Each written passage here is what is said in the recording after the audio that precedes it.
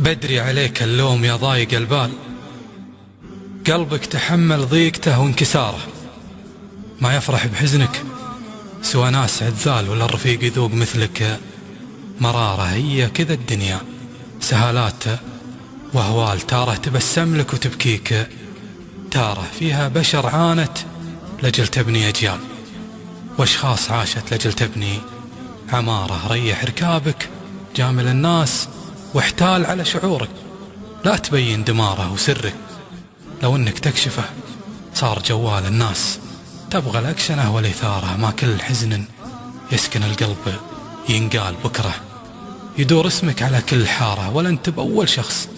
قالوا بالأمثال النار دايم ابتداها شرارة، اضحك وبوجه عداك في كل الأحوال، لجوك مقصودين سووا استدارة. خلك مع المحتال غامض ومحتال، ومع طرقته دامه مجاريك جاره. لو قال كيف الحال جاوبه بالحال، وضح له انك مبتهج بالزيارة. ولا راح ما يمنع لو تجر موال جرة غريب وده بشوفه داره. وش تنتظر من ناس ما عندها اشغال، ناس تحس بان المغثة شطارة، وبعض المصايب تفرز اشكال واشكال تظهر بها الرديان واهل النعارة. ولو تشخل اللي يعرفونك بمشخال، تقول انا اطيب بشر عن جدارة. تشوف فزعة شخص ما هو على البال، واللي تهقوابه يسوق اعتذاره، واللي توقف له مواقيف الابطال يقعد ويشمت فيك خلف الستارة. هياك والحقران في بعض الازوال، وترى الشكل ما هو دليل الطهارة، وما كل رجال لبس بشت رجال.